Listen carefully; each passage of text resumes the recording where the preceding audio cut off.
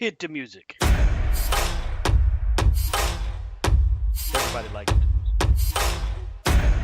Yeah. It's people in Ireland. They like it. Dancing dick. Darby O'Keefe. He said Darby. I'm Irish. Not Scottish. Irish. What's up, everybody, and welcome to Corner Wrestling Radio. We're live. It's the 29th of November here in the year of our Lord, 2022. I didn't do that very often.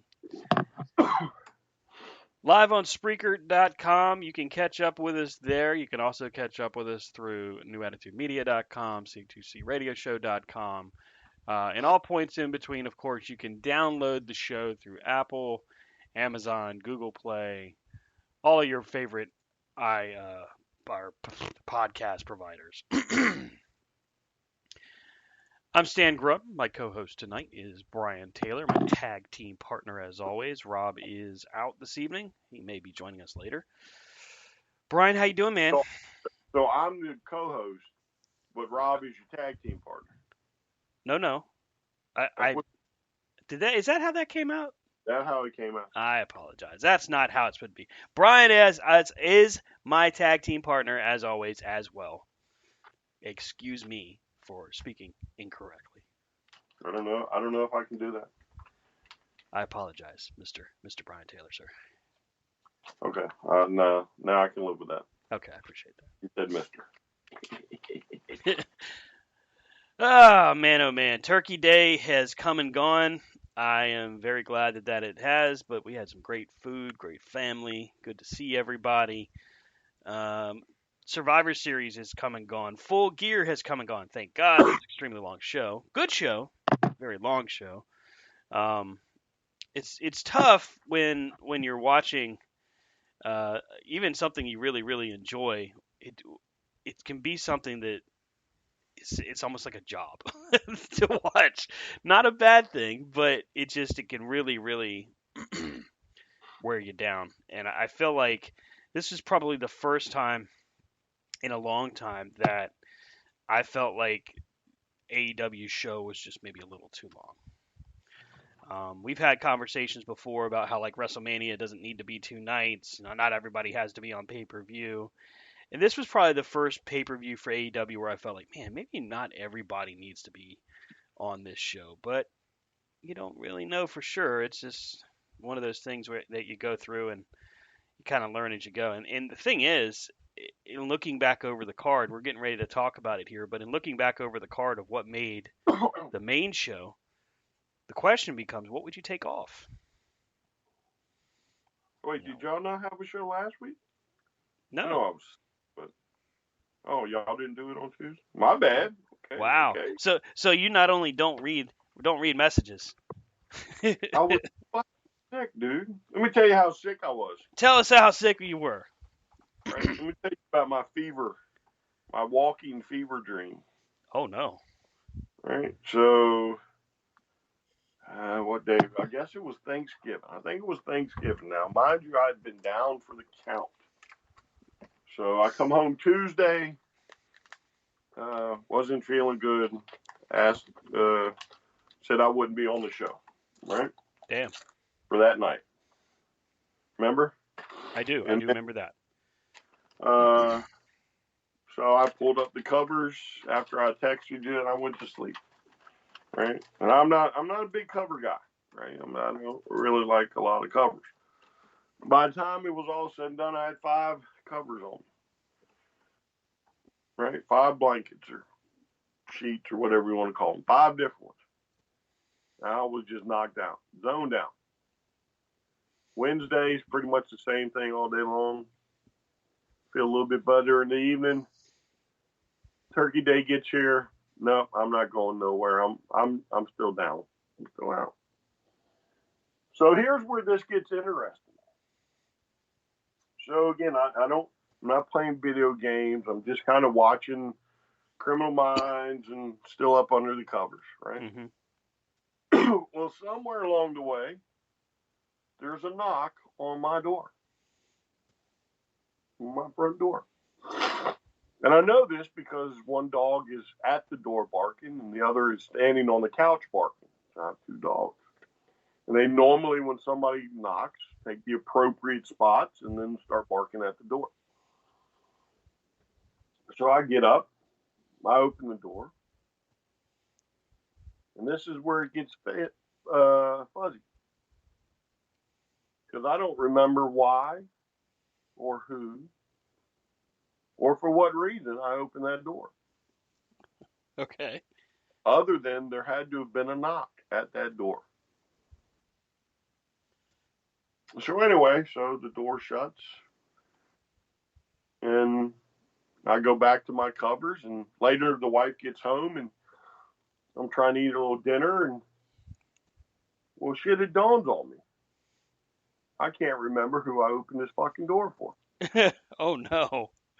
I don't even remember like what they looked like or what they wanted or if I opened the door or anything. I just simply remember opening the door Oh wow. and then closing the door.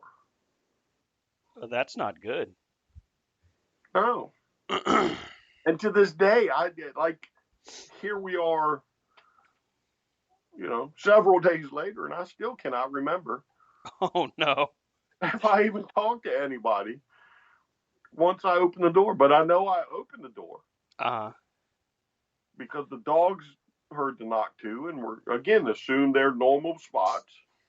And I can't remember anything, so I don't know what happened. I don't know if, like when who was at the door, like they sprayed me in the face with some thing, or some man in black showed up and said, "No, you're gonna forget this day." I know Oh. that's how bad I was out. So you may have been abducted and we don't even know. It's quite possible. I have no clue. My goodness. That's You, how bad I was out of it. you sir have been through it. Yeah, yeah. Something happened. I know something happened. I'm gonna figure it out one day. Somebody might have been going door to door selling Girl Scout cookies, and you may have embarrassed yourself by saying, "Oh, just being all zombified." This this Yeah. this may not have ended well for you, sir. No, I mean I have no clue. I have absolutely no clue what happened that day. Once I opened the door, so it's possible I did get abducted and just don't know. When did you realize? When did you realize it? Oh wow, I don't remember answering the door or remember who was at the door. It was when your wife got home, you said, right? Yeah. Hmm. How long between the time you answered the door and the time your wife got home? I can only assume a couple hours. A couple of hours. My goodness. Hmm. No, I mean, again, once I shut the door, as far as I know, I went back to watching Criminal Minds. So this was at least a couple of hours. Hmm. So did you notice anything out of place? No, Okay, so nothing was out of place at the house. That's good. Nothing got stolen. no, Was there no. anything there that wasn't supposed to be there? Yeah, nothing crazy like that. Okay, all right. That's a No. good thing. That's a good thing. You don't want there to be stuff, that shouldn't be, like somebody plants drugs in your house or something. Well, I wouldn't know if they haven't been found yet. You know, Ooh, that's a good point. you see what I'm saying? So there could be just some rando search warrant out there for you, and you may not find out until they find and go, "Sir, what's this?" No, That's not no. mine. I'll Huh? know something if that happens. Was there any sign of injury to you? No, no, no, no, No sign nothing of injury. like that. Nothing No weird. No, lipstick on the collar or anything like that. no, no, no. They, Well, I mean, I opened the door and remember shutting the door. I don't remember. Apparently, I don't remember why or who I opened it up for. I mean the opportunities here are endless. There's so many different questions that you could ask. I mean, like, was your butt sore? I mean, did somebody just give you a warm caress and then walk away? I mean, this is so intriguing. Not a clue. Not a clue. Wow. Or it could have just been the fever fairies and, just wishing you goodwill and then walking away. I think it was the fever fairies, if that's what we're calling them. Maybe they're putting pixie dust on you, making you feel better. I have no clue. It was the damnedest thing that's happened to me in a long time. Jeez. That would freak me out though.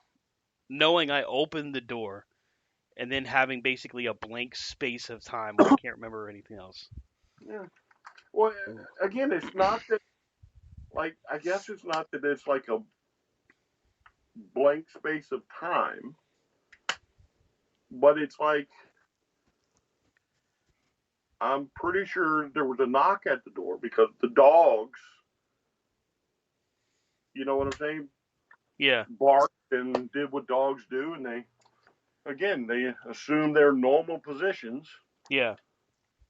But from that point, I have no fucking clue. No idea. None whatsoever. Wow. Well, I guess we can be grateful that you're safe and no one was harmed. Well, Any sign of any hidden cameras in there? maybe they knocked at the door, thought they were going to abduct the body, and saw my beautiful frame come into view, and they're like, that guy. Well, we've got the wrong house, clearly. We've got to keep moving. We're not going to be able to put him on the black market. Or maybe you thought you heard a knock and answered the door and the dogs were reacting, but nobody was at the door. I don't know, man. It's a mystery. Or maybe you said, go the F away, I'm sick. No, I definitely didn't do that. I clearly remember opening the door. Okay. Well, what can you do, I guess? It's a little freaky. It's a little freaky, but I guess we got to just let it go, right? Right, yeah. I mean, I cannot for the life of me put it together. So it's one of life's mysteries now. And Yep.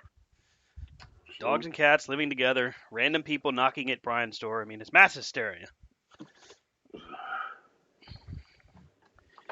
Very, very odd, very strange.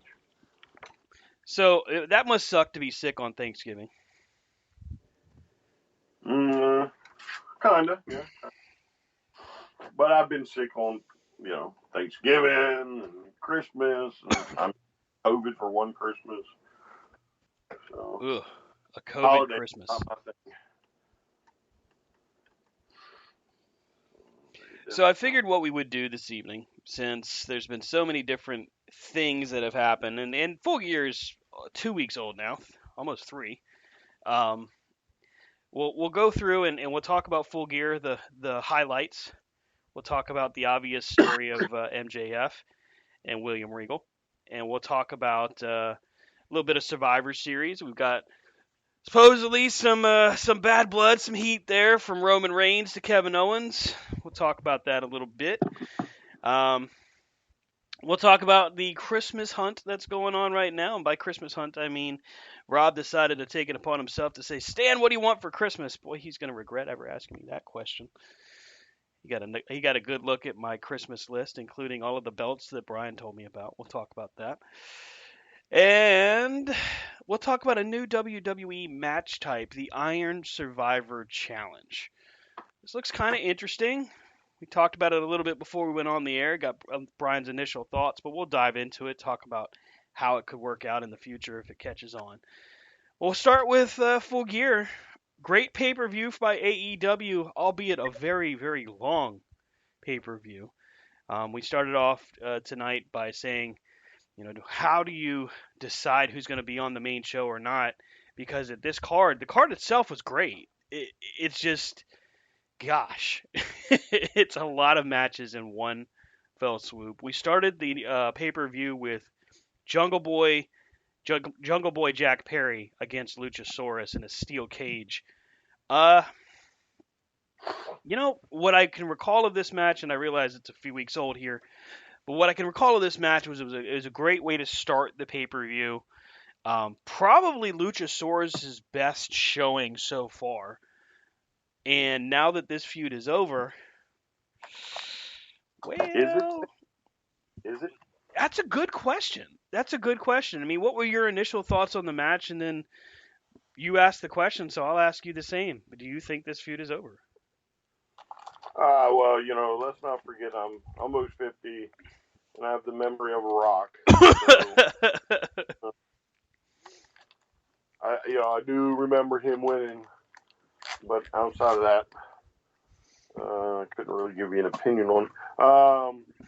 But I mean, he's still got a feud with Christian. Right. So, is it really over with Luchasaurus? Well, and that's the thing. You've got an investment in Luchasaurus. You signed him to, if I recall, he and Jack Perry were signed to like 5-year deals. So you've got another year or two on his contract.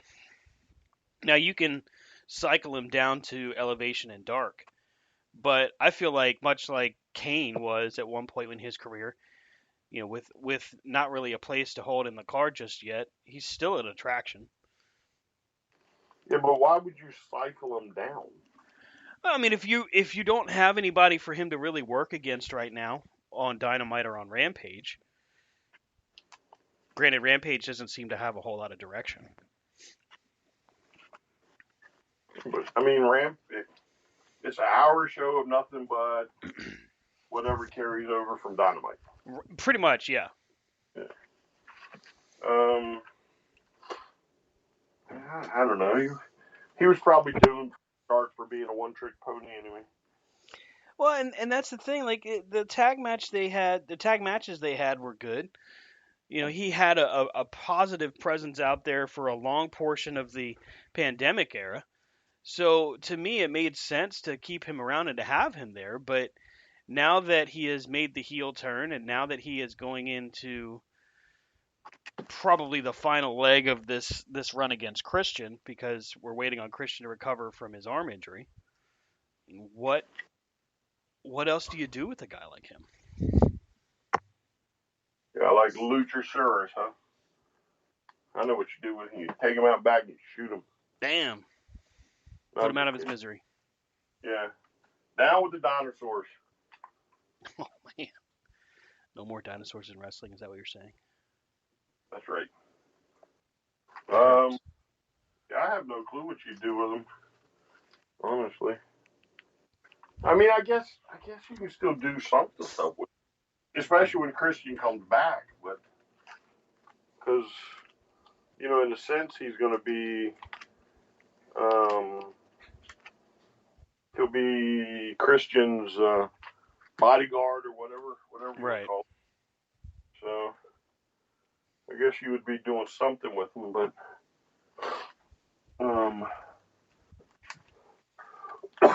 sorry. Yeah, it's again outside of that, I have no clue what you do with him. Jungle Boy bleeds early in this cage match, gets beat up, takes a good amount of punishment, finally comes back, hits an elbow drop from the top of the cage through a table, and then makes Luchasaurus tap out. That kind of surprises me. A guy like Luchasaurus, I don't know that I'd have had him tap out. I probably would have just given him a pinfall loss. What you trying to say? He can't tap out a big guy? A guy like that, if you want to protect his character, I don't think tapping out makes sense. But he put him in the snare trap, right? Sure. And the Have him pass out. Snare trap is basically a chokehold. All right then. Essentially, it's an STF, but it's slightly different. Well, dinosaurs can go get choked out. Sure, get choked out, but don't tap out. Well, I mean, but maybe he don't want to get choked out. Maybe he's a big sissy inside. When's the last time you saw a T-Rex tap out something? I don't know if a T-Rex can tap out. Exactly, their arms are too short. But he's not a T-Rex. Well, what kind of dinosaur is he supposed to be? He's a Luchasaurus. Well, damn it. He's a dinosaur that does flippy flops.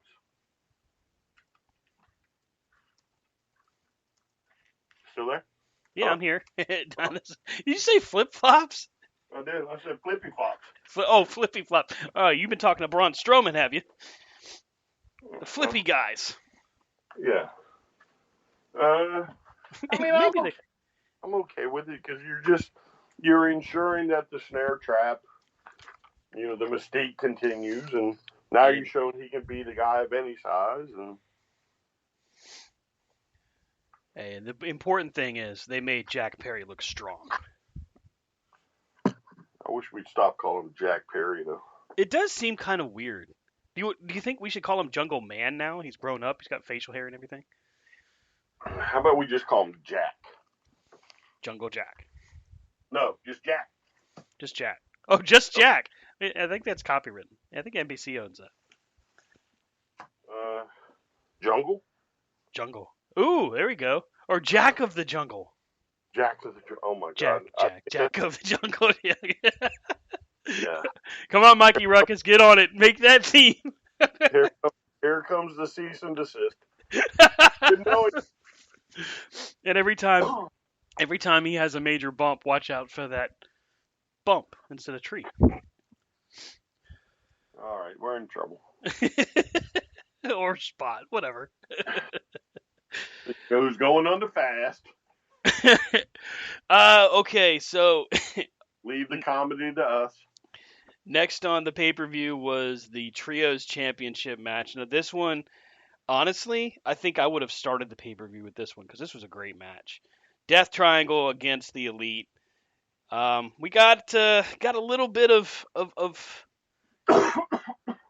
anxiety and anger from fans about CM Punk during this match as they chanted "F CM Punk." We'll talk about Chicago and how they reacted to the Elite during their match too. But this was a really fun trios match, and frankly, I've heard the complaints by, well, Mr. Cornette and his cult. And I think it's unfounded. I think if you can't enjoy a lucha match, then that's what this match was. It was a lucha match. That's what trios wrestling is lucha libre. I don't know why everything has to be a goddamn NWA throwback match where people are using Southern drawl and doing a headlock for 15 goddamn minutes. Not every match has to be the same. Are you trying to sound like him? Goddamn. That's what he says. And then, of course, it's thank you, fuck you, and bye. Yeah. Goddamn. Goddamn. And then the goddamn match don't make no goddamn sense. And then the guy flips and flops, and then the people standing around like. Now I agree with him there. Let me back up a little bit. So during the course of this lucha match, which I say again was great, there is a spot where basically 5 guys are standing around like zombies, just kind of bobbling there, until finally somebody makes this grandiose dive to the outside. And no, I don't remember who it was. I have always and will always complain about that spot because it looks stupid. Was it like your dog spot? Maybe like that, but not like the liver spot. Okay. Definitely not like the sun spot. Yeah, once it gets more like the liver spot, you're in business. It just seems like, if you're going to stand there for 60 seconds, 90 seconds, maybe you don't want to do that spot. So let me ask you something. Ask me. Let me ask you something. Go for it. Did you have this opinion when a guy like Shawn Michaels did it?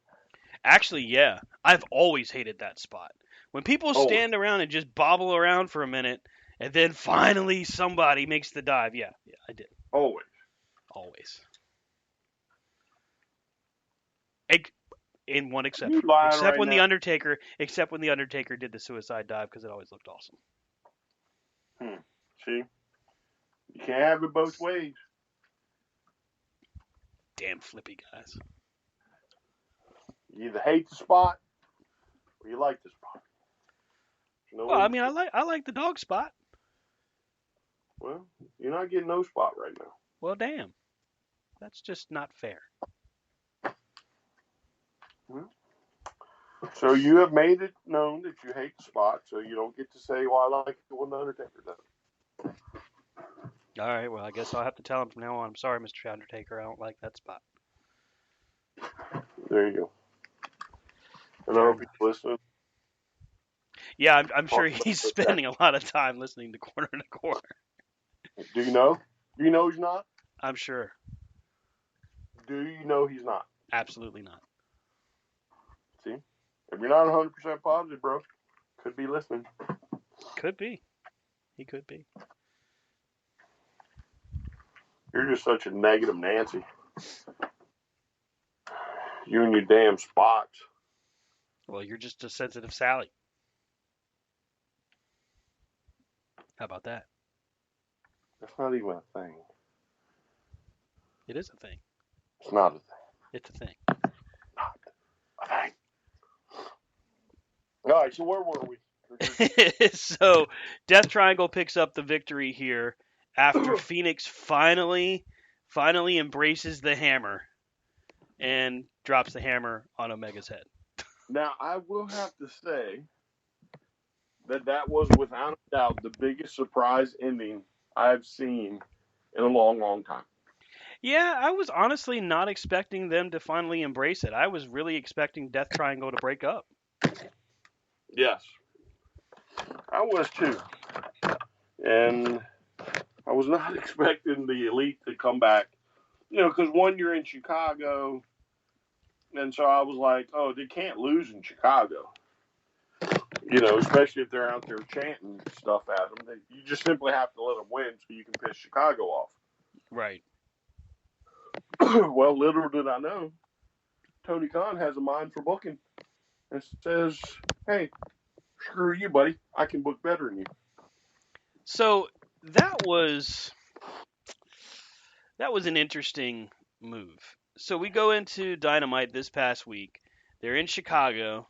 It's the Elite against Death Triangle. Now we're doing a best of 7 series, and that was announced almost right after the match at Full Gear that they would do a best of 7 series. So the crowd, you know, in Newark, New Jersey was chanting "Fuck CM Punk." Well, in Chicago, they're chanting "Fuck the Elite." So the Elite reaches into their bag of tricks and does a GTS and bites somebody. Kenny bit a guy. Yeah, see, Ace bit a guy, and now Kenny bit a guy. It's well, there's a lot of questions coming out of this. One, the fans are clearly directing this narrative. The Elite are embracing it. I completely disagree with the fan response that this is a lowbrow move by the quote-unquote EVPs. I think this is smart. If you're going to continue to have them tiptoe on the line between heel and face, this is exactly what they would do. Make fun of the situation, make a joke out of it, and let's not forget that they're also friends with Kenta, the guy who originated the move called Go to Sleep. So, I mean, honestly, though, the whole, I guess looking back on the whole best of 7 was going to happen anyway, which then explains why they lost. Mm-hmm.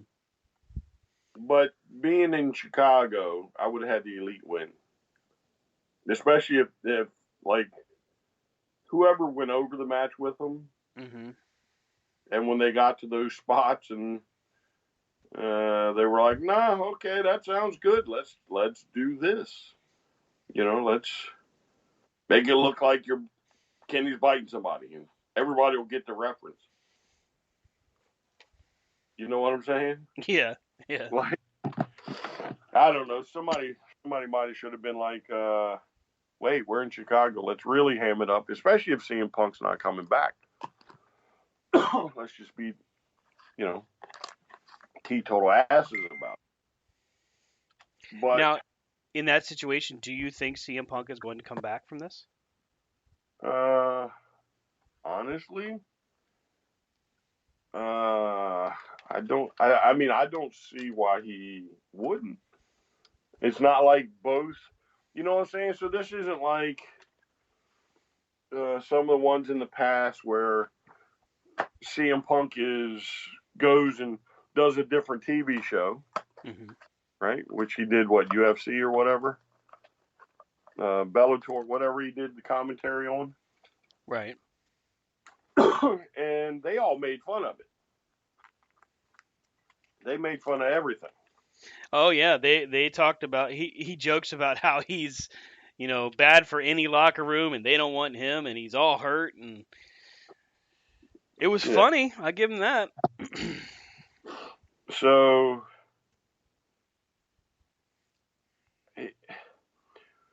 To me, I'm not really sold on CM Punk's not coming back. I did read an interesting theory about, and again, this is all mere theory and speculation, that CM Punk did have an injury and that Kenny still wasn't ready to come back full time. So they concocted a clever little ruse that where all parties involved, so to speak, could get time off, right? And hold on just a second. And again, so what do? You give Kenny more time off without, having him to wrestle, and then you give CM Punk time off to do his thing, and at the end of the day, it's only going to give you more money on the backside of it if the story is so believable that everybody buys into it. At this point, everybody's bought into it. But realistically, how hard is it to buy on a contract if that's what you're going to do? Right? You think that already been done? Yeah. Well, you definitely think it would have already been done after all the talk that's been going on. Yeah, and there's no, like, you're not preventing either side from taking shots at the other one. I mean, I would think that would be part of when HR got involved. Right. Somebody would have been smart enough to tell the Elite, oh, so you can't take any shots at CM Punk during the match. Can't use his moves. You can't do none of it. Can't make fun of him during BTE. Right. Punk is still under contract. Right. Allowed to do this announcing gig. Oh, you're not allowed to talk about this. Right? That's normally how those things happen. Especially in a company. They're going to tell you, shut your mouth. You're not allowed to talk about it. Well, that really surprised me. Like, if you don't have, and this would clearly be one of the best worked plans if it turns out to be a work, but if you don't have a gag order on all of this, don't joke about it, don't do his moves, don't bite anybody like that, steer clear of Wave for at least 6 months, then it's just irresponsible. But if it turns out to be a work, that's genius level thinking right there. Yeah, but again though, so you have to remember, right, that I bet you if you go look, there are probably similar storylines, right, somewhere along the way, right, where, there's been an altercation in the back and, it's under investigation, or one party's been suspended and the other one's out on injuries. Just a twist on something simple like that. While it's genius to the level it was pulled off, I'm sure you can find something similar. Especially through, if you look at all the storylines and things that have ever been told, I don't think it would be hard to find something similar. And it's not like you're talking about people that don't know wrestling and don't know how to tell stories. And plus, you just can't really put anything past Khan right now. I mean, it's one of those things where I don't understand if that's what you're doing, if that's your goal, your focus is to bring Punk back and do what do they call it? CMFTR, Punk and FTR against the Elite, which hey, I'm all in for that. That will be a great series if they do it. I don't know. I talked about it with Sonny in the group chat, and basically it's a huge money making opportunity if you do it, if you get this plan done, if you bring him back, and I mean, come on, Punk and Omega. Now, granted, let's say this the right way: a healthy CM Punk and Omega. We don't know how healthy Punk actually was. I mean, he broke his foot. We know that, and we know he had surgery and had to recover from that.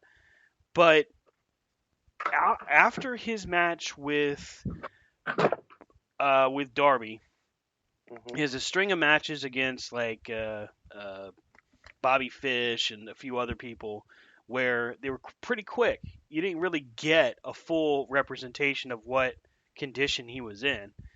His major challenge comes against Adam Page, and he beats Page, but in the process looks like he's hurt again. Breaks his foot, comes back, does the whole thing with Mox, tears the triceps. So we don't even know if Punk is really healthy enough to sustain anything long term, which is actually kind of sad. Well, I mean, he could have just had a bad run of injuries. Yeah. But again, that's a valid point. They were both, during this fight that they, supposedly he was injured. Yeah. But oh well, God, we just crowned him champ. What do we do? Oh, I got it. Right. You know what I'm saying? And it's not like this couldn't have been concocted. Quit. This cat. It's not like this storyline couldn't have been concocted before, because maybe Punk knew he was hurt going into the match. There have been plenty of times a wrestler has wrestled in a match when they've been hurt. Yeah. You know what I'm saying? And maybe they were just like, well, let's get Punk the title, and we understand he's hurt, but now we're going to put in Plan B. And this way Moxley doesn't really lose face, and he can win it a third time. You know what I'm saying? I mean, who knows what they were thinking, but I'm honestly beginning to think it's a work. Yeah. It's well played out, disguised work. Well, and that's the big deal for me. I'm looking at what they're doing right now, and really a good indication of what may explain why it's a work is not just CM Punk's injury, but also look at the condition that Kenny Omega is in now. Yeah. He looks like he's in better shape than he's ever been. Yeah, I mean, the time off definitely did him. Yeah. And his in-ring work has been you wouldn't know he was hurt. Right. I was thoroughly impressed by his performance both during the pay-per-view and in the match in Chicago. Yeah, it's just I don't know, man. It's something tells me there's something up, and we're just not privy to it yet. I hope so. I really do, because I would hate to have this be the way. I mean, of course, I'm a CM Punk fan, but I would hate to see that be the way his career ends, like truly ends. Everybody deserves at least one opportunity, maybe two, to end on their own terms. Mm-hmm. I mean, his WWE run didn't end the way I'm sure he wanted it to end. And I'm sure when he got involved with AEW, this wasn't his intention either. Mm-hmm. Either way, I mean, if it's a work, again, grandiose, well done, job well done. If it is a work. Oh yeah, I mean, again, Digger. I mean, it's just weird. It's odd. Yeah. To me, you know. Oh wait, no, he's they're gonna be suspended or they're gonna be fired, and then nothing's happened. Mm-hmm. You know, the Elite come back and they're in a best of 7 match. You know, for the titles, and Punk is doing his thing on commentary, and they're all just making fun of the whole dang old thing. Yeah. So weird. So back to Full Gear, just kind of running through the card here. Jade Cargill finally gets the victory over Nyla Rose, retaining the TBS championship. Jade coming out in her Thundercats gear. I approve this message. I'm just going to point that out.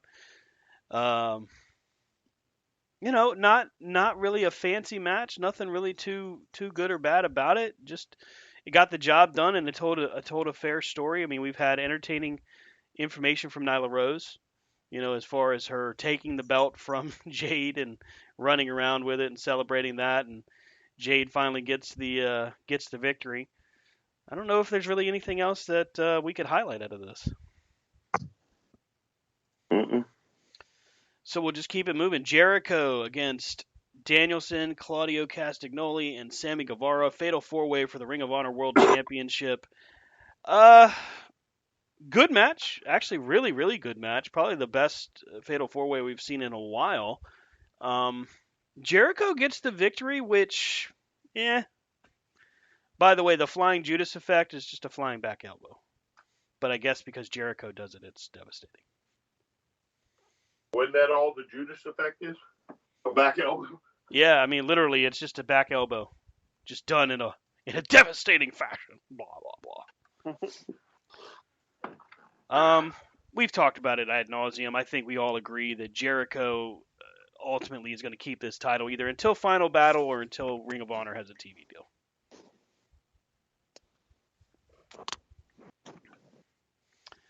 Yeah. Let's see. And he's here. I hear him. I hear the jostling of the microphone. That must mean that Rob. What up, homie? What's up, man? How y'all? All right. Sorry, I'm late to the show. That's all right. Literally late to the show. Just running through a quick once over of Full Gear, and then we got some other things to rock and roll with here. Saraya and Britt Baker in their return match. Welcome back, Saraya. This match was certainly didn't light the world on fire, but it was a good indication of the cooperation between Britt Baker and Saraya as far as working together, getting a good story told, and having it delivered. It seems like Saraya has maybe a little bit of ring rust, but we also can see that Britt is a leader, not just backstage, but also in the ring.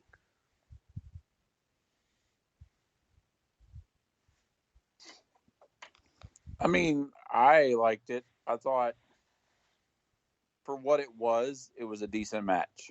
Mm-hmm. I mean, going in knowing it's like you got that, I hate bringing up the name, but like when CM Punk made his first match, you're like, oh, what kind of match is this going to be with, she hasn't wrestled in, God, 5 years almost? I believe they've said 7. Yeah, so I mean, like, is it going to be a match? Like, is it going to be one of these things that Britt's going to have to lower her standard, lower what she was doing to kind of make it look good or whatever? But I was pleasantly surprised. Like, was it a Saraya match from her, before she got hurt? But there's a lot to build on, but it wasn't a bad match. Does that make sense? Yeah, I think it does. I mean, it's one of those times where you can see the potential, and obviously Saraya being who she is, you already know the potential for what it could be, but you can see that it's still there in coming into AEW. And I like the fact that Britt is acknowledged in the media scrum by Saraya that, hey, if it wasn't for her carrying me through, I don't know how I would have done.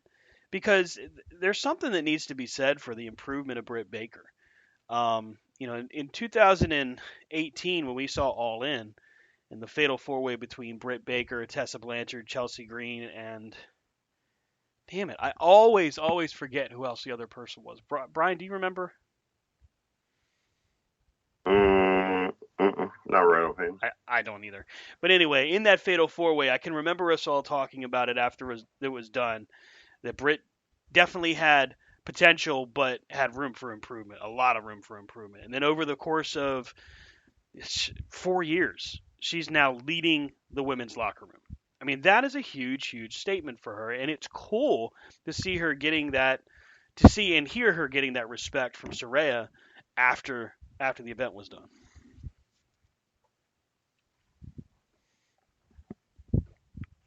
Yeah. Well, and I think it's good for Saraya to admit, like she came out and said, you know what, I want to give props to her because of the fact that, you know what, she helped me through this thing, Yeah. She could have very well come out and go, you know what, I'm the greatest thing that ever stepped in a squared circle, and I showed it tonight. Mm-hmm. Yeah, but very easily she could have. She could easily done the whole, you know what, you all missed me, and now you're blessed to see me. Mm-hmm. But she's like, hey, we have our differences, and we're in the ring together, but you know what, she helped me. Brian, any words of wisdom regarding Saraya and Britt Baker? No. Nope. All right. We'll keep it moving then. Ring of Honor TV champion Samoa Joe, Powerhouse Hobbs, and TNT champion Wardlow in a triple threat match for the TNT title. Surprise, surprise. Wardlow and Powerhouse Hobbs lose this one. It's Samoa Joe coming away with the victory after Joe makes Hobbs pass out in the Coquina clutch. I was surprised as hell to see Samoa Joe coming with the title. It just didn't seem like they were going to have the Wardlow train get pulled over anytime soon. And actually, seems to be a little bit of maybe a little bit of hint that Hobbs could be turning face again. I don't know why you think he'd have to turn face just because he lost. Not a respect between him and Wardlow, both at the pay-per-view and this past week in Chicago. Yeah, but I mean, you just turned him bad. Why would you flip him back? Well, somebody's got to be the Big Show for their company. Do what? I said somebody's got to play the role of the Big Show in their company. Why does there have to be a Big Show in AEW when we have a Big Show? We have a Captain Insano now. Yeah, I don't think we need a Big Show. I was definitely surprised to see Samoa Joe get the victory here. I'm sure it caught you off guard. Not really. I mean, I could have gone with Samoa Joe. I would have liked Hobbs myself, but him being one of my faves right now. But I can live with Joe. I think, they had big plans for Joe, and Joe got hurt, and it's just kind of pushed things back. And now they're going to, do something with him. Rob, any thoughts on Joe winning the TNT title? I mean, I will always be a fan of Samoa Joe. I love the whole phrase that Joe's gonna kill you. But I liked it. I'm not a big fan of Powerhouse Hobbs. I'm not a big fan of Wardlow. I don't see long term on them guys. I think Joe's problem is Joe can't stay healthy. Joe gets in, he comes in, he gets hurt, comes back, but I like it. Do I like when they put multiple belts on people? No, but maybe he now equivalently holds the TV title in both places. So he's guaranteed to be on TV. Yeah, you can't not have Samoa Joe on TV if you have an opportunity. In my opinion, that's a no-brainer. I was just surprised that Wardlow, they had the title taken off him so quickly in his reign, but I mean, they took it off quicker on Scorpio Sky, so I guess that's not really a new thing. Well, I mean, plus you got to remember too. Look who's got the world title. Mm-hmm. And that's clearly not a feud that's going to be necessarily finished. So yeah, it makes perfect sense. So I asked at the beginning of the show when we were talking about it, hey, was there a match that maybe could have been left off of this pay-per-view, maybe put on a different event? And I think maybe we stumbled upon it with this next one. Tag team match, no DQ, Sting and Darby against Jarrett and Jay Lethal. The fact that I had to look at the recap of this match as far as what kind of spots took place tells the story. Nothing out of the ordinary, nothing that really pops off except for the finish, which was the Scorpion Death Drop and the Coffin Drop combination that ends up causing the match to end. We could have seen this on a Dynamite or a Rampage. That'd have been just fine.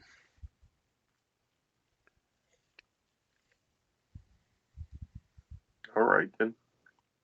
I mean, I just don't think. I felt like the build wasn't there to have this match at this point. I mean, yeah, he jumped. What's his name? But that's just.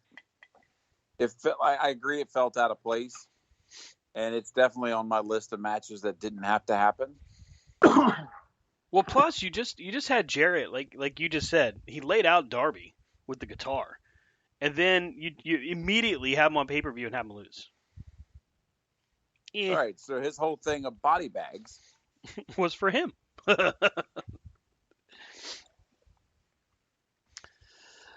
AEW Women's Championship. We would come to find out this past week in Chicago that this title match ended up being for not the interim title, but the actual AEW Women's title, as Thunder Rosa and AEW came to the agreement that she would surrender the championship. Jamie Hayter comes away with the victory against Toni Storm. I thought this match was really good. I enjoyed this one. It was nice to see Jamie Hayter get the victory, although the ending was just, I don't know. I hate overbooked finishes. It got one run in, now they distract the referee. Here's another run in. Damn, just do the finish. Just damn it, just get to the end the right way. Why do we have to keep going back and forth with different run-ins and all this garbage? Because she's in a group with two other women, and you can't have them both come down at the same time. How about not having them come out at all? Because she's a bad guy. I love the fact that she get the one team running down with her crutch. Yeah, like she coming. did. I'm sneaking. And then when she gets ejected, I got to give her credit. That sell of being ejected from ringside was hilarious. You'd have thought somebody had killed her dog. It was just like, okay. She's like, I'm getting my 5 minutes. Oh, and she did, because the way she was screaming was funny. But then you're like, damn, this is taking a minute. It reminds me of, like, when the person comes out for the Rumble and they're getting eliminated, but they're going to make the best of the time they're there. Right. You're going to remember me. Because I'm going to be spastic all over the mat. Britt Baker gets in there, hits the stomp on Toni Storm, takes the turnbuckle pad off. Hayter gets whipped in, reverses it, throws Storm in face first into the exposed steel, and then hits the ripcord lariat. The cool thing about this was it wasn't immediately the stomp that caused the finish. It was Hayter having to actually push it further with offense and get the win. So I can say that as a positive part to the finish.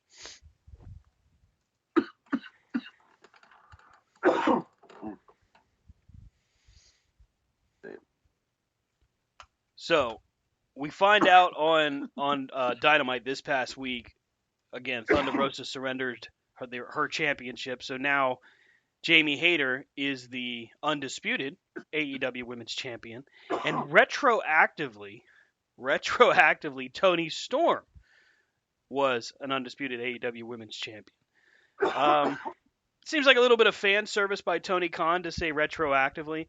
because honestly, he didn't have to do that. He could have just left it alone and let Jamie be undisputed and not have it be a thing.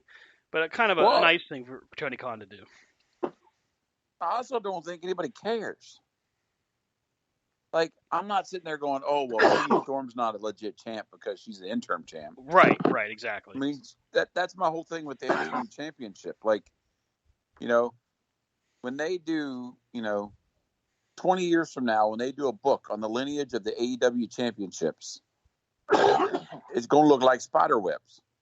Well, and I'm okay with the interim titles in AEW because of the fact that they actually do unify the titles. There's a plan. Like, you know that they're actually going to keep their word if they can. We had Punk and Mox face off for the title. We had Cody and Sammy Guevara because Cody had gotten COVID. So we've seen it actually play out. At least we know that they'll keep their word.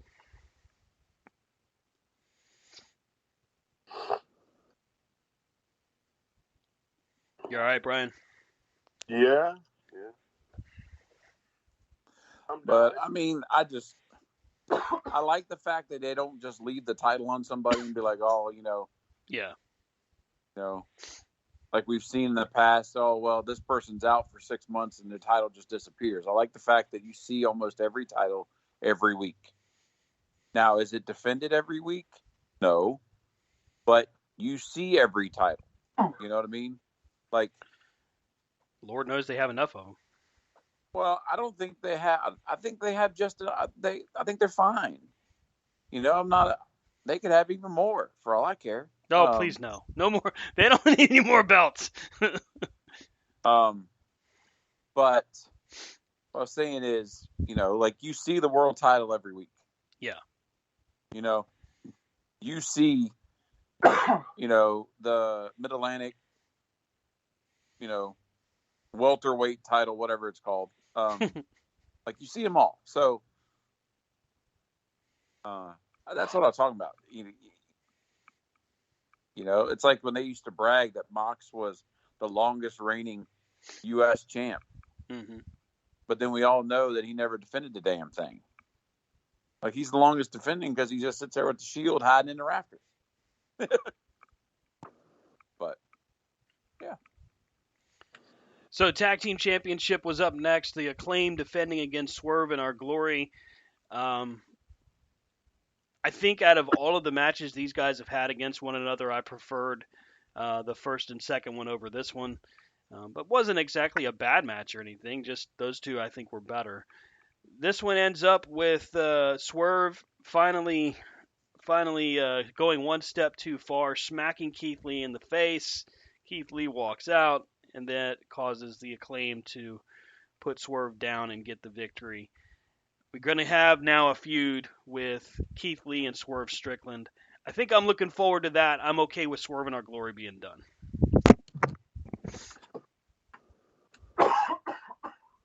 I don't think I'd ever want to. I mean, you're tempting fate if you go smack Keith Lee in the face. He's a patient dude. I wonder what happens when he gets really mad. Yeah, exactly. He is a real big son of a bitch. And you're going like smack him. I know it was a story. We knew it was coming.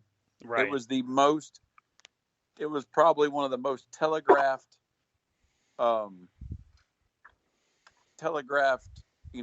swerves, shall we say. I see what you did there. I get jokes. Probably the most telegraphed swerve that AEW's had in a long time. But they still did it well, I thought. Mm-hmm. I like the fact that, when he smacked him, he's like, "Oh, nah, bitch, I'm done." He didn't sit there and go, "Ooh, whoa, whoa." He didn't, they didn't have a wrestling match or whatever. He just like, "Bye." Like, peace. And so I like that part. And their series is going to be decent. We get to the main event. It's AEW World Championship on the line. Mox against MJF. And we finally get the story playing out as to how MJF is going to become champion. And pretty much the way we all expected. MJF has his opportunity to use the Dynamite Diamond Ring. William Regal comes down to the ring, telling him not to do it. He throws the ring at Regal, gives him the finger, and wait a minute, the ref is down. So Regal tells Mox, after Mox chokes out MJF with the Bulldog choke, get the ref, get the ref. Mox turns away to go get the ref back up. Regal slides the knucks over to MJF. MJF gets the knockout and the World Championship. Everybody goes nuts for this finish. This was the ending of a very, very long night of wrestling. And again, it's tough to decide outside of the Sting and Darby tag match what match you would have removed from this pay-per-view to maybe make it a little shorter. But finally we get a new world champion, and I say finally because it seems like it's been on Mox forever. Not necessarily a bad thing, but it's good to see MJF at the top.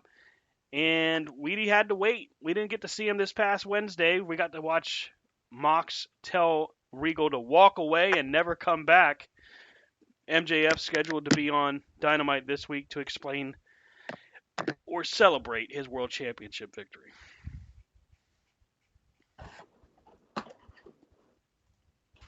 Celebrate. That's the music. Yeah, I mean, go ahead, Rob. Again, this will go in the top whatever of Telegraph. You knew what was going to happen. Sure, yeah. Like, you knew that MJF, as soon as he won, was going to flip the script. Mm-hmm. You know, like, he's like, I ain't going to, no. We knew it. But when it happened, now, granted, the way William Regal throwing the knucks in, that was something I didn't expect. Because I'm like, why would they? And I didn't watch Rampage or Dynamite to see why. What was the story of why he did it? You know. So it's just like, what the hell, man? What took place on Dynamite after the fact with Regal? Basically, Regal starts saying he doesn't have to explain himself to the fans, but he had sent an email to MJF, and he said the contents of that email MJF would describe and discuss with the fans this week on Dynamite. So it's basically used to kind of stretch it out. So now here's the interesting thing about this, Mm-hmm. right? Of course, on Wednesday, when he was told to leave, everybody in everybody in the Twitterverse seemed to think that William Regal's contract is up, probably on the way back to the E. Yep, a lot of people are talking about that. But my man Meltzer helped me out with this one earlier. Oh, damn. Can you believe that? He just said that and gave him props. He said originally Regal said his contract was 3 years. Which year of Regal's contract are we in currently? This would be the end of year one. We're coming up here close to year. So he's not going back to WWE? No, I think. Damn it! I think that what MJF has been telling us all along about the greatest trick that the devil ever played was making you believe there was no devil. It's not about MJF. It's about Regal. I happen to agree with you there. I am so glad that you said that. Absolutely. Because Regal has been convincing the whole world that he is this fun-loving guy and all of that this entire time with the Blackpool Combat Club, with the way he jokes with Excalibur, the way he is motivating the Combat Club. But the reality was he was just waiting for his right time to strike. It would be awesome to see that that's his master plan rather than MJF's. Yes, and then MJF is going to be the guy that just was able to pull it off. Right. So I think I think what you'll see is the story that will develop will be that while MJF was a little bit in WWE, Regal saw such potential in him, knew he had to have him. Mm-hmm. You know what I'm saying? And then that's why he had no problem leaving the WWE and going to AEW, because the future of the business was MJF and he knew it. Mm-hmm. And he did everything in his power to make sure MJF got to where he needed to be. But I honestly think it's not, the MJF is not the devil. Because again, it's foolish for the devil to be like, no, here I am. Right. I think, again, the greatest trick is going to be, it'll be William Regal. Right. I think it's an awesome idea the way y'all said it, because, you know, it's like the fact that we all are going to hate, everybody's going to have their attention on MJF, and then that's when Regal sits back going, nope, this is my plan. Yeah, it wasn't MJF, it was me who tricked you all, and this is why, that kind of thing. Yeah. Because again, we all knew MJF was gonna do whatever it took to win. Right. So if he's the devil, we know this going in. To me, that doesn't really play out that great. But when the true devil shows up, says, I fooled you all, now go get your victory. You know, because you can do all types of things out of it. Or MJF sold his soul to William Regal to learn certain things, you know, to get certain spots. I think Daniel Bryan will turn soon also, and you'll start to form a better faction for MJF.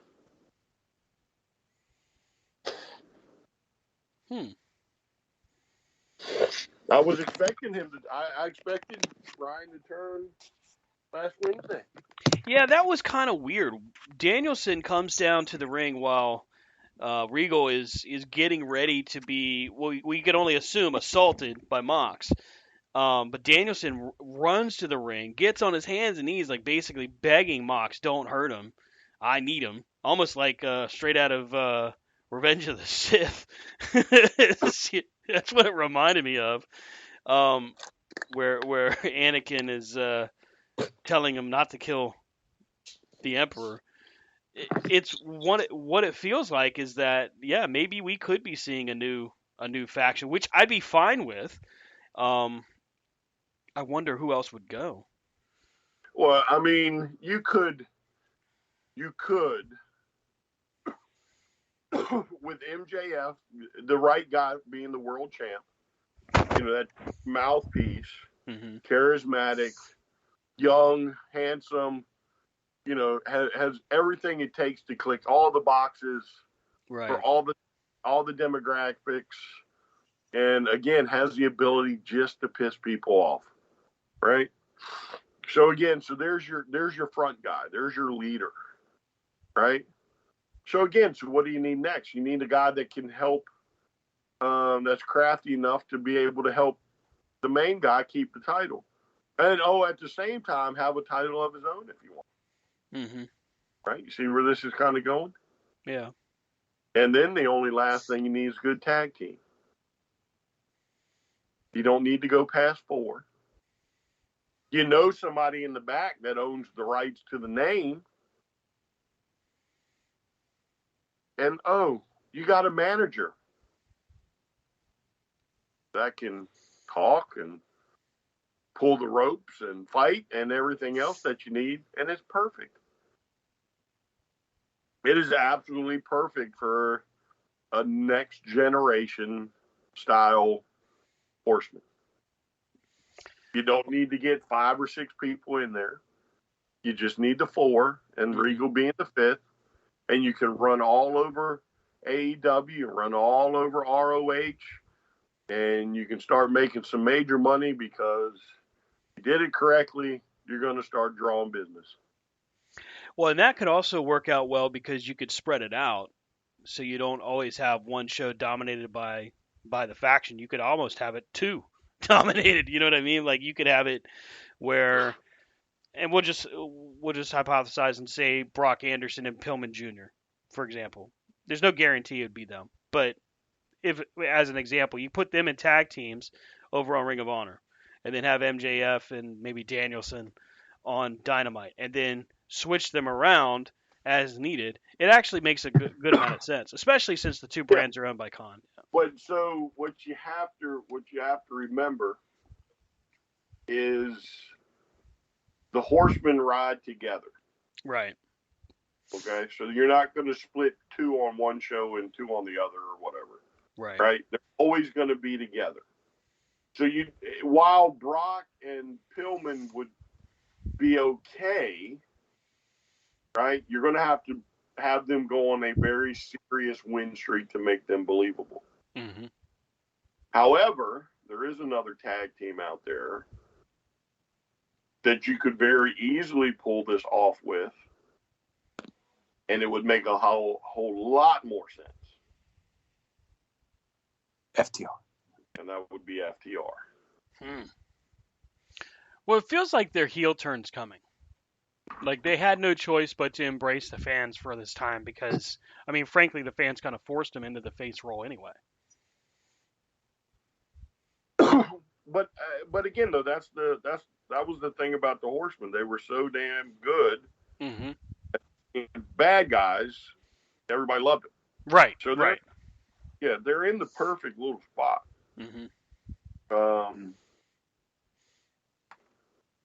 But again, it's not out the. I mean, you might be able to pull it off with Brock and Pillman,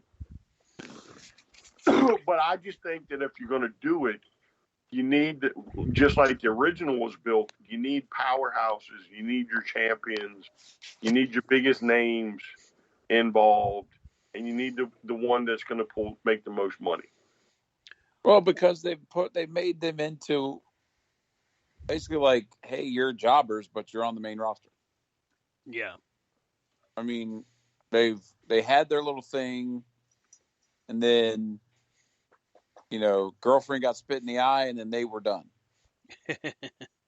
Yeah. I mean, it's one of the things that I notice about Pillman Jr. is he does have a following. It's not just a where did this guy come from? I mean, he's got the obvious legacy, but what I'm saying is he's got a following. He has the fans behind him. Brock Anderson, on the other hand, is still kind of a diamond in the rough. Got a lot of work to do. I'm not saying he's bad, but we haven't seen enough of him to really shine and to really see anybody behind him. As a matter of fact, when he's been on television at most points, the crowd's pretty well quiet. You know, if Arn's with him, they kind of react, but that's kind of it. And that's not an indictment of his work. It's just an indication that he's still very, very new. So FTR might make better sense in the short term, but much like the Horsemen of the past, you could very easily start it with one and move into another. Yeah, and again, though, this is no slight to what you said about Brock and them. The Horsemen would have never taken off if you had thrown in two up and comers. Right. You know, you needed that tag team that could just do what needed to be done. Mm-hmm. You couldn't have put the Rock and Roll Express in there and had the same effect. Yeah, it wouldn't have the same. Yeah, it definitely wouldn't have the same effect. Or let's say you put the Fantastics in there. Oh God, or the fabulous ones. You know what I mean? I mean, you basically need four roughnecks who are just going to go out there and demolish everybody. And top tier names. Yeah, and Brock is not quite at that point. Right. To me, where I mean, if you're going to use him as the new Horseman with Pillman, that's one thing. Mm-hmm. But they stay that tag team, and then maybe 5 years down the line, we can move into an actual Horseman with them. Right. They're still both young. Right, and that's really the benefit of that. Because of their youth, you have the time. Yeah, and again, that would be something that if you put FTR in it, and FTR decided somewhere down the line when the contracts are up, oh, we want to go a separate way. Okay, cool. Well, here's Brock and Pillman. You know what I'm saying? You see what I'm saying? Mm-hmm. So, and I mean, I just think you really want to kick something off into the stratosphere. Is you find the best four collective you have. You pay Arn whatever it's going to take for for the rights to use, and you just strap the rocket on MJF. Said, look, you're now the Ric Flair of this generation. This is on you, bud. Have at it. Right. And we're going to surround you with top tier talent, unlike in some of the other times. When we're not. It's not going to be half your faction is top tier and the other half are new. No, the whole faction is like top of the line, champion, best of the best. And I just have them do what the NWO did and the Horsemen did, and you just have them run roughshod over everybody. Would you keep Daniel Bryan in it? Oh yeah, Daniel Bryan would definitely be in it. Oh yeah, because Daniel You Bryan do MJF, Daniel Bryan, and FTR. Yeah, and again, Daniel Bryan is again the guy that you want to hold that middle belt, so nobody gets close to your world title. Daniel Bryan is the technical guy that can out wrestle everybody else on the card. FTR just your bruisers, your straight pound for pound bruisers. The first thing you do is you go find Jungle Boy and you rake his face across the concrete. Lawn dart. Yeah, I mean, jeez, flip, guys. I mean, that's what you do. That's what they did, right? It was no mistake when they jumped Dusty Rhodes. Because I would say they'd have to beat. One of the ways to pay it homage would be beat down Sting. Oh yeah, eventually you get to Sting, but I mean, like right off the rip, you find your biggest babyface or your biggest up and coming babyface, or the one that's going to get you the most attention, and that's probably Jungle Boy because all the women love him, and you turn his face into mush, and you put him on the shelf, and then you go find the next one, and then you do the interview in the back or something, and somebody walks by, and you're like, whoa, bro, you don't interrupt us. You don't come nowhere near us. And then you just have them start wrecking people, interfering in matches, and the whole 9 yards. Have them go by the next pay-per-view, they've beaten the Acclaim for the titles. By the next pay-per-view, Samoa Joe has been run into the ground by Daniel Bryan. Or Brian, Daniel, whatever. Brian Daniels. DBBD, whatever. I wasn't going to correct you. I think everybody knows y'all meant. Yeah. But Freeze what I'm saying? Freeze boo. You literally get the titles on them, and you lock them down for months. And then eventually somebody's going to sneak in and get the win or whatever. I mean, you could literally recreate that period of time with no problem if you had the right four. I think there's Go ahead. Oh, I was going to say, you don't have to do it word for word. You don't have to do it, like match for match and, jump for jump or whatever. But, I mean, it's not hard. It would not be hard. And the more you did it, the more business you're going to generate because that's what's going to happen. That's how it happens. There's a lot to be gained out of having a solid faction, a solid top level faction. I mean, say what you want, and I wasn't a big fan, but say what you want about, the Inner Circle, but that helped gain interest towards who was going to be the guy to topple Jericho. That was the story. So when Mox came in and had to battle his way through the entire Inner Circle, that mattered. And the Horsemen were so good that you were able to change around your show depending on who was really going to be the highlight, whether it was Arn, whether it was Tully, whether it was Barry, or even Flair. It didn't matter. So you had so many different interchangeable parts, and I think AEW's roster is more than deep enough for them to have that and to continue to make it interchangeable. and then you finally have that one guy, whether it's Jungle Boy or whomever it might be, to finally run the gauntlet, so to speak. You have that built in, and plus, I mean, the future right now for MJF is ridiculously bright. He can literally do anything he wants. He has already accomplished the popularity level of a guy like Flair. I'm not saying he's Flair's level, so don't get me wrong. He's not there yet, but think about it. MJF has literally given everybody the finger and done everything short of taking a dump right in the middle of the ring, and the fans have cheered every little thing he's done. Well, I mean, look what he did at that press conference. Yeah. Oh my gosh. Yes. F you, F you, F you, F you, F you. Yeah. Back. Yeah. Thank you. Fuck you. Bye. Exactly. And who does he rip off? He rips off Cornette of everybody. Yeah, I mean that would be another one. If you could get Cornette to come in for 6 months. Let's say Regal does leave. Mm-hmm. I'm going to Cornette. I'm like, look, what's it going to cost? Yep. What would it cost for you to help make this guy bigger than life? And what would it hurt as far as Jim Cornette giving Tony Khan help on, hey, what if we tweaked this story and did this? What if we tweaked this match and did this? It's not going to hurt anything. I think he'd only add to the product. But do you think he'd come with his open hate for Kenny Omega and the Young Bucks? I think in the right environment, and I think Cornette is this kind of guy. He's smart enough to where he would go to Kenny Omega and let them milk the hell out of that on live TV because it would make money. And Cornette cares more about making money than anything else. I mean, he's said it many times. Yeah, but I think he cares more about the business than the money. Because sure. If you do the business correct, you make the money. Right. You know? Yeah. And there again, the Bucks and Kenny Omega would only serve to learn from a guy like Cornette. Yeah, I mean, God, think about it.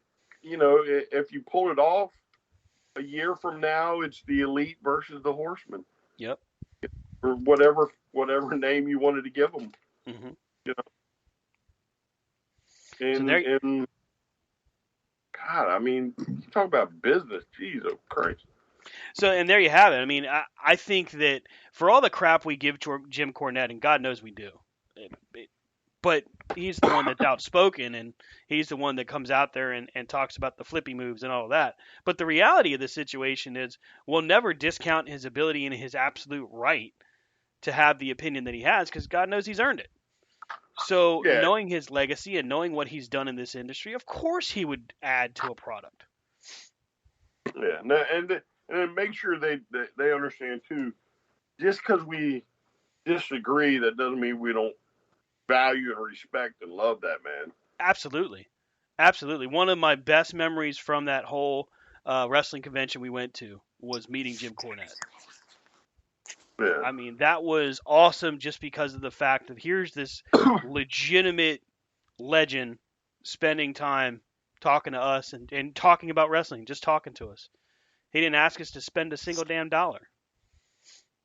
He gave us an autograph. Yeah. He took a picture with us. Like, remember we first walked in, it was like he was the first one we saw, and I was like, oh, that's Jim Cornette. Yeah. And I was like, can I get a picture with you? And he's like, yeah. Awesome. I'm like, holy shit. We saw him because we had seen him before, remember? Mm-hmm. When we were going down when we got there, we were going down the escalator, he had just bought something from some other table. Oh, yeah, that's right. And he's like, well, I'll be right back. I got to go put this in the room or something. Mm-hmm. So he is a fan of the game. And I think he would do what he could for the business.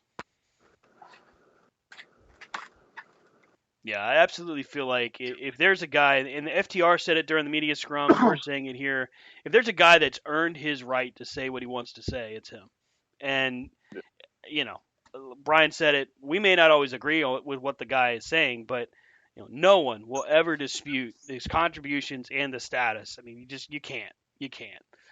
Um, so moving forward here, Survivor Series came and went. War Games happened. The women's War Games match was excellent. Excellent. I don't know if you guys had a chance to watch it, but I know that I did, and I thoroughly enjoyed the women's match. The men's War Game match on the other side of things, God damn if they didn't Hefner rule the shit out of this match. How do you Hefner rule War Games, by the way? How do you Hefner rule a damn cage match? But damn if they didn't find a way. Every time I turn my attention, somebody else is laying out waiting for somebody else to walk over. Like, that's just not what a cage match or War Games entails. I know some people are gonna actually say, well, this isn't NWA. Yeah, no shit. But you don't have to continuously do the stupid high spot exchange. Just get in there and fight. What are you afraid of? Like, and I don't know Everybody's if got to have their moment. Yeah, I get that, but I don't know if it's a WWE mentality where that's the thing. Let's give everybody moments or memories of it, or if they just, I hate to say it, if Triple H just doesn't understand the appearance of that. Look at the difference between the two. The women's War Game match, they were 90 miles an hour from start to finish. Yeah, you had a couple moments, but these women laid it all out there. The men, on the other hand, I get the storyline at the end, and we'll talk about that here in a moment, but the men just kind of laid out there. It just didn't make any damn sense. Well, I mean, I think the problem we have is the men come in with that, oh, we're going to do this, and then it quickly, Yeah. And I also think in the women's division right now in WWE, like the storylines are fluid and moving, right? In the men, all of it ends with the bloodline. Like there's no story anywhere, that makes sense. But yeah, I think it's everybody wants their moment, everybody wants their pay-per-view moment, and I can't stand the whole bullshit of like, let's all go sit over here and look, he's flying. In real life, what would you do? If you're standing there, you look up and dude's flying off, you're going to move out the way. Right.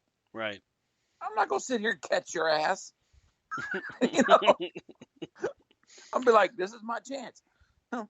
On the concrete, bonk. Oh, yeah, that shit didn't bounce, did it?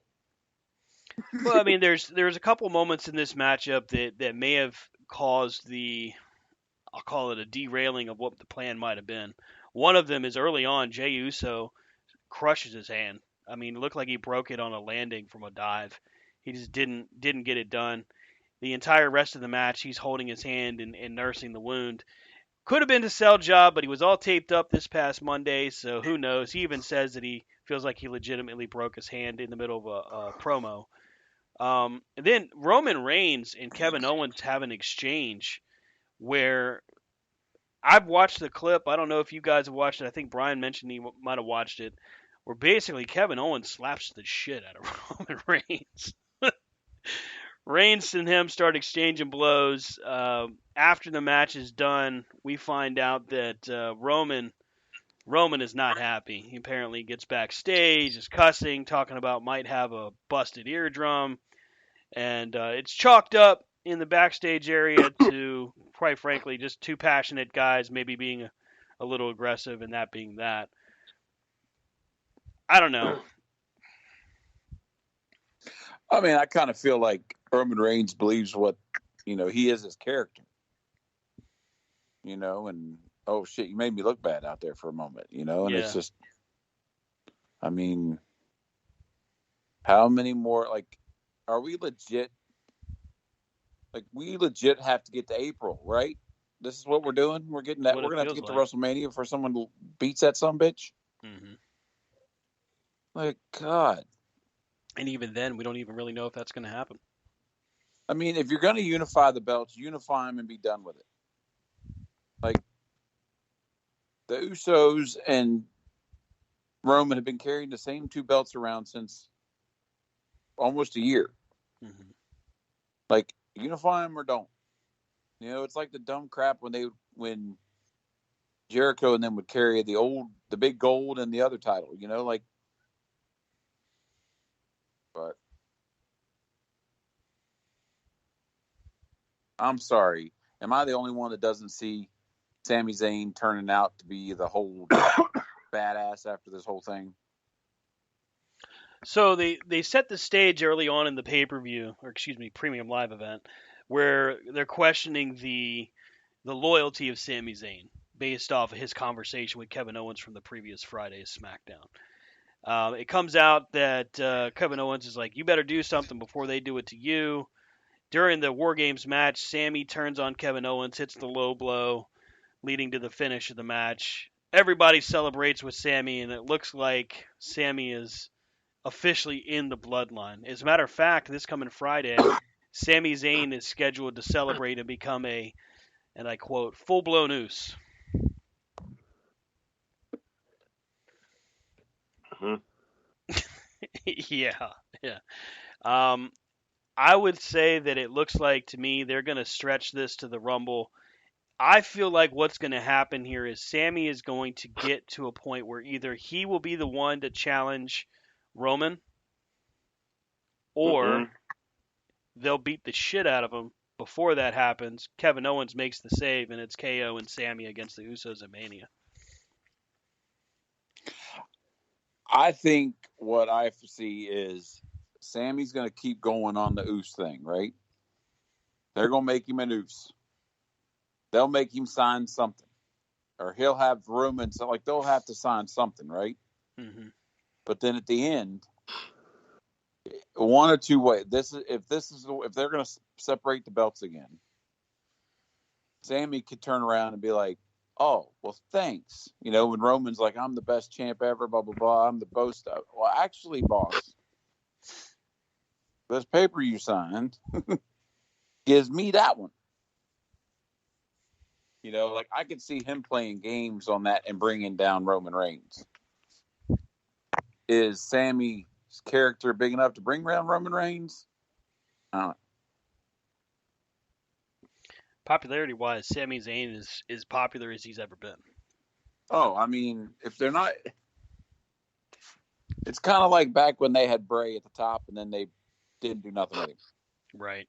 You know, because I thought about it like if you wanted to feed, you know, if you're going to feed Bray Wyatt and Roman, at least you could take one belt off of him and be like, oh, well, you know, that way separate them. But what do I know?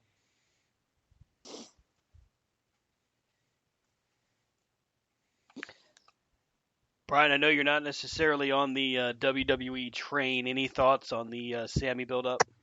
It ain't Sammy that'll turn on him. Okay. Hit me with it. What are your thoughts? What's the new one's name? Solo? Solo Sikoa. Yeah, it'll be him. Remember? Who sent him to Roman Reigns? Didn't he say who sent him? The tribal chiefs or something? Didn't he? Well, Roman is the tribal chief. No. The ones before. What do they call the ones before? The elders or something? Yeah, the elders or whatever. Right? He's done told you they sent him there. And if you watch when the rest of them celebrate, he normally doesn't celebrate. Mm-hmm. Yeah, he's usually got his arms folded and looks pretty pissed. Right. So something tells me that he'll be the guy that turns and drops Roman or costs Roman or whatever that title when the time is right at Mania.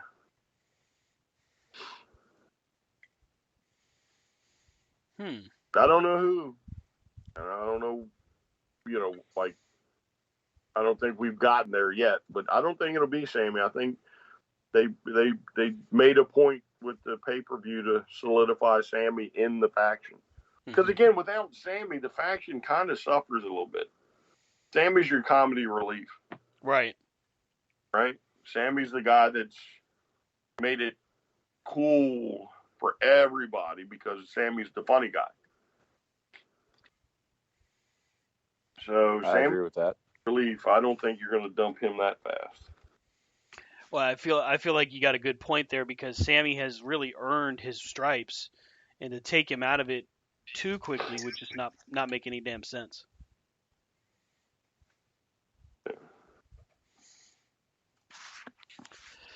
Oh, let's see here. Oh, Ronda Rousey and Shotzi Blackheart. Wanted to touch on this for a moment. This match was the drizzling shits. Good lord. I don't know what is going on with Ronda Rousey, but first run that she You had don't want to be there? was fair. This one, ugh. Shotzi and her, they just had a mess of a match. Just no kind of communication whatsoever. No cooperation between the two, and it gets so much to the point where there is a spot, basically a DDT spot from I guess the top rope to go to the outside. It ends up Shotzi kind of botches it. Ronda doesn't even sell it. Ronda drops to the apron. Shotzi collapses on the outside. Just a mess. Just a mess. And really the indication here is just neither one of these girls seemed like they were ready to go.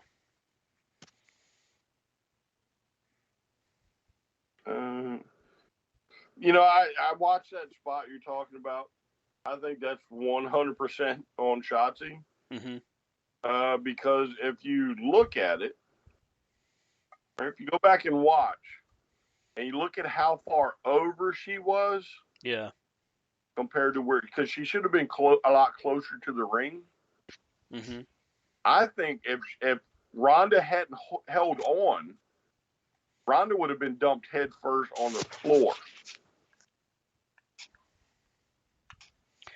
I think the intent was for it to happen on the apron, but from the angle that she dove from, you're right. Easily that could have taken Ronda and Shotzi down to the floor without even coming close to the apron. Yeah, I mean, I literally watched that multiple times because there were a lot of people talking about Ronda and giving Shotzi the pat on the back. Oh, this is Ronda's doing. No. I mean, like she was like legit probably a foot away from the ring Hmm. where her body was. Yeah. Now that to me, I understand that Ronda probably plays a part in that, but to me, Shotzi went way too far. Well, And that I was going to say, I think Ronda realized that and was like, oh crap. yeah. And she held that rope and then kind of just like half-assed the fall. Well, and I can't say I blame her. If your feeling is that you're going head first to the outside, no one wants to do that. No one, not one person is going to take that spot. So I can't say I blame her for that and kind of bailing on it. It was just ill-timed and ill-advised. And here's the other part. Apparently, Ronda Rousey requested the producer for this match. So the guy that ends up agenting the match or producing it is Brian Kendrick. So they basically bring Brian Kendrick in off the street to book this match. Mm-hmm. That doesn't make any goddamn sense. Unless you're But Brian Kendrick. I mean, I don't necessarily have a problem with Brian Kendrick, but this guy hasn't been in the fold. He hasn't been in WWE for a long time. What, True, 14, 15? That does kind of make sense, though, that why she would try a spot like that. And she's probably not going to say, no, I can't do it, or no, I shouldn't do it. Right. I mean, I'm not a fan of hers anyway, but I don't think she's all that great. You know what I'm saying? Mm-hmm. Like, I've never been impressed by her in-ring skills. Talking about Ronda or Shotzi? And I'm not a fan of Ronda either. But I think in this case, if you go back and look, she clearly overshot the mark. Mm-hmm. And Ronda, when she was like looking down, like, oh, I'm about to go into the concrete and my neck will be broken, probably held that rope a little too long. Yeah.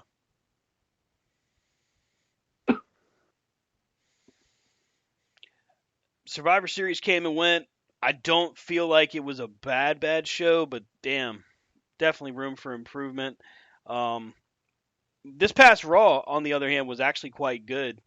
It starts off with Becky Lynch leading the way, doing a promo, has a brawl with Damage Control. The only question I had here is how is it Becky Lynch can single-handedly fight off 3 other women, but Bianca Belair, Asuka, and Alexa Bliss can't even buy a pinfall victory over any of the 3?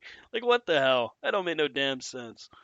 I mean, I was just watching it a few minutes ago. Like, I liked the way that, like, she went into the crowd. Mm-hmm. And I was like, if there's one way, if there's one person that can just say, you know what, I'm a face now, and Right. watch me be a face, ha ha ha, and I was looking, and security wasn't anywhere around. Normally there's security right there. Mm-hmm. Like, I guess they were off camera, but like, imagine being those fans and legit, she's just standing there like, hey, what are you doing? Like, we'd all be like, hi. Yeah, the one guy gets a little too close for comfort, and she backs off real quick. He Well, puts his yeah, arm he around her, leans and he's in. like, nope. Yeah, he leans in with his beer, and she's like, nope. And then the people, like, obviously the merch stand that they took out when they got up there, I swear it looked like Richmond Coliseum. They were in Norfolk. Oh, they were? That's why it looked familiar. Yeah, and this coming Monday they'll be in D.C. I won't deny that Triple H has made some improvements, but damn, he's still got to get out of his own damn way. Somebody needs to get him a little bit of help out there. He's still making some of the same stupid mistakes. With tag team wrestling, you got the same 2 tag teams going head to head every damn week. Yeah, and I mean, I think you have the problem is, like, yes, you got Triple H and he's bringing in some of his people, but you still have all these damn people that, and yes, Vince had the final say. Yeah. But, it is what it is. Like, my question is, what the hell was Seth Rollins wearing? I think him and Becky got their outfits mixed up. Jesus. But, like, and what's funny is, like, I saw them bring out Dominic, right? Mm-hmm. And all I thought when I saw Dominic and what's her name? Rhea Ripley is, wow, Dominic is this generation's David Flair.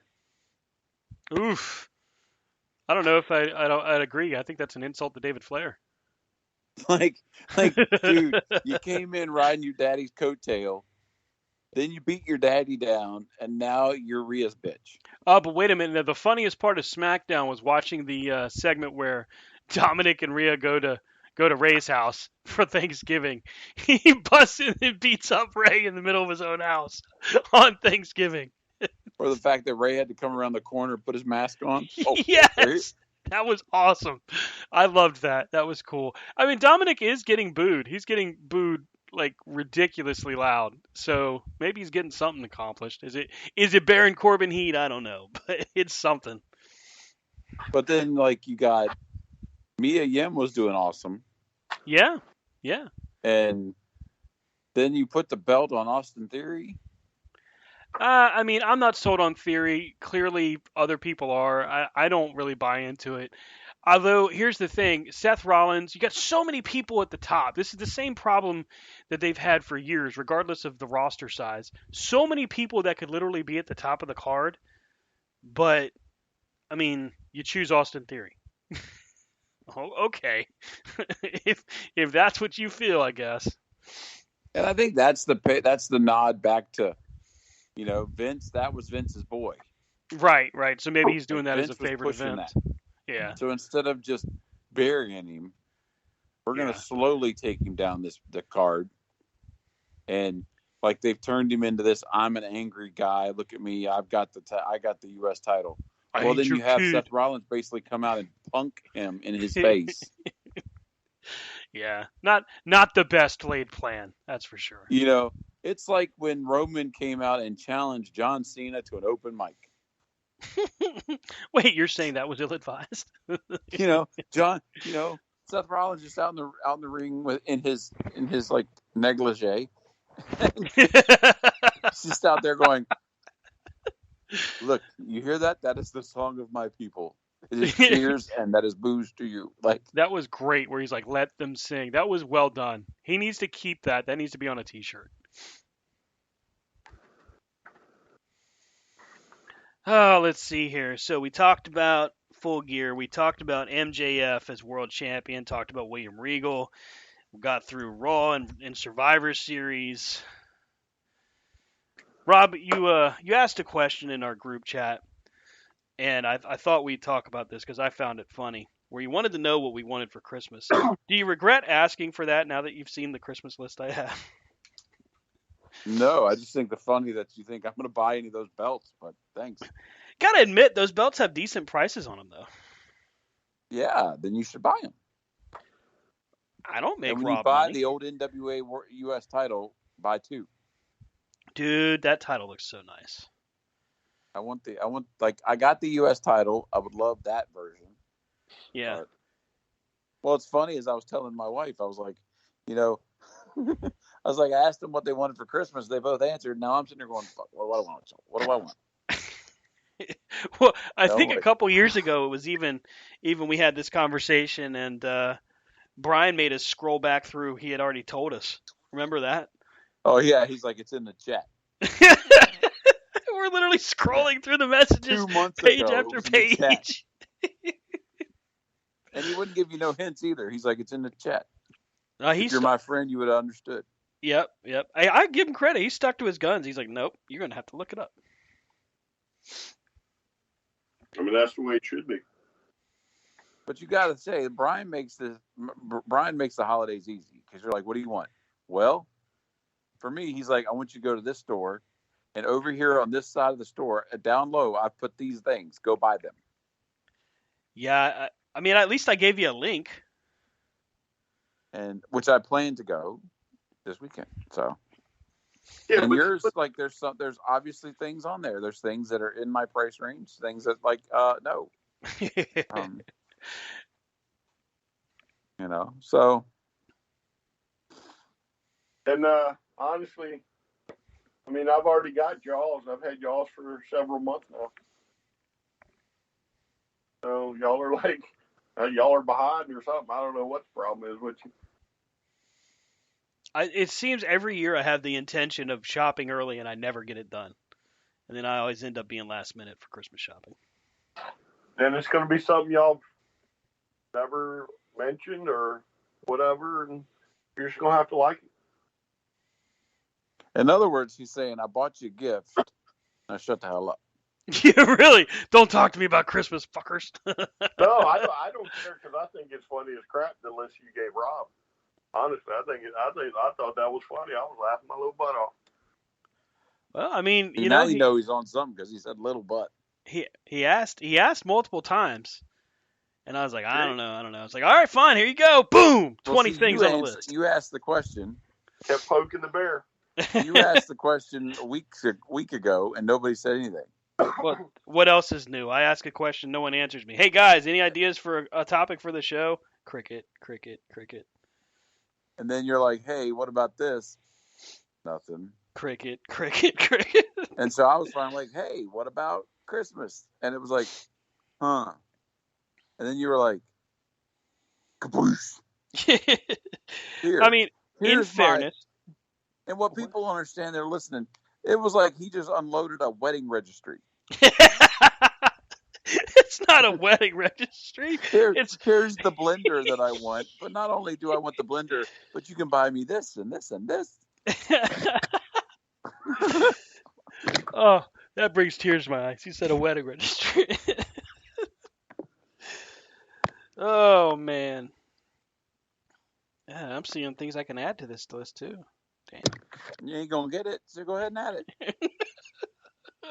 There's only one person in your life who's going to buy you a belt, and she's sitting in the other room. Doesn't she already owe me like 2 of them? Yeah. So. Yeah. But you won't make her collect. You won't collect on it. Gotta have the money to collect on it. And technically, my money's her money, and her money's my money. So And she wants a dog. And we who got a won? dog. Exactly. You ain't got no belt. No, exactly. You know what? That's a great point. You wait. You wait. It's gonna happen now. No, it isn't. Thank you, Rob. Thank you. Have you guys seen the new WWE Superstars figures, like the old school ones that come with the clothing, like the Honky Tonk Man and all? The latest set. Wait, which ones? Are you This talking about the ones that look like He-Man? Yes, the latest set has the Ultimate Warrior, Mankind, Papa Shango, and the $1 Million Man. Oh no! Dude, I saw the Click. Wait, you've seen them? I haven't seen them in person, but I saw them on a reveal. Oh, okay. I was gonna say, if you've seen them in person, you notify me immediately. If you go to Hulk Hogan's Instagram page. Oh, this is going to be so much fun. This is going to be so much fun. Stan, look what I hold in my hand. Get the F out of here. Stan, they only had one, and this one's coming on with me. Oh, see, now that's some bull crap. That is some bullshit. What is he showing you? Because why y'all got cameras on or something? What he's doing? No. What he's doing is he's talking about, oh, Stan, hey, I'm at the Target. I found Shawn Michaels, but oh yeah, I had to buy him myself. Sorry. That's what he's talking about. He's talking about doing a man dirty. That's not as bad as when I said, "Hey, oh yeah, there's a Jade at Target in Gainesville, but I didn't buy it for you." Damn sight didn't drive to Gainesville neither. So I mean, that wouldn't be the first time I've done it to you either. So. You've messed with me a lot like that, yeah. Yeah, now I know that's what you're looking for. That's what you're gonna get. What, a picture? But like, yeah, I got you the picture, bitches. I did my part. I told you it was here. See ya. Yeah. Well, it's like what Brian said. Brian's like, oh, this is what I'm buying Rob for Christmas. And then I knew what he was going to say. Like, as soon as he said it, I was texting it. Like, here's the picture of the Lego Ecto-1. That was pretty damn funny. Oh, let's see here. Coming up this week, MJF's going to talk to us, tell us what happened in celebrating his victory. Oh, by the way, his fiance says that he won't take the belt off until she calls him the undisputed AEW champion of the world. Don't know what's on tilt for or on the plan for SmackDown outside of Sammy being declared a full-blown ooze. No pay-per-views this weekend. We're coming up on Final Battle on the 10th. And Winter is coming, I think, is that following week. I will tell you that the Mattel Creations Hogan and Funk has arrived. Ooh. They're beautiful figures. Did you do it? Did you record an unboxing? No, not yet. Okay. They're Christmas, but I did actually take them out and look. He can't record an unboxing if he's already unboxed them. So I will. And hopefully Andrade had a successful surgery. Oh, he's going back to the WWE. No, he's having surgery, you nitwits. Yeah, but a whole lot of wrestling fans felt really freaking stupid seeing that. Got him. He was hurt. Okay. So much for his fight with Sammy.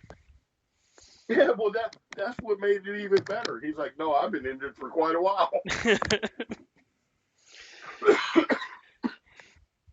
Well, wow. So ends another week of Corner to Corner Wrestling Radio. Catch up with your boys on Twitter. Rob's at Rob Hefner C2C. Brian's at Vlad Dragul C2C. VLAD DRAGOOL C2C. And I'm blah blah blah. He doesn't say blah blah blah. I'm at Stan Grub not everywhere say the it, Bob. shows. What's up? Did he say something? Yeah, you got him all choked up. Now keep moving. I I apologize. said, I'm not saying blah, blah, blah. Catch up with the show at C2C Radio Show everywhere. And hey, thanks for being patient with us. We know we had a little bit of time off, but the holidays get you that hangover. You get a little tired. Got to recover. We'll catch up with you next time right here on Spreaker.com. Thanks again for listening. Have a great night, everybody. And now for music we can't hear. Everybody loves the music. Everybody was kung fu fighting. Stannis fat as. Oh, sorry. Yeah, here comes another.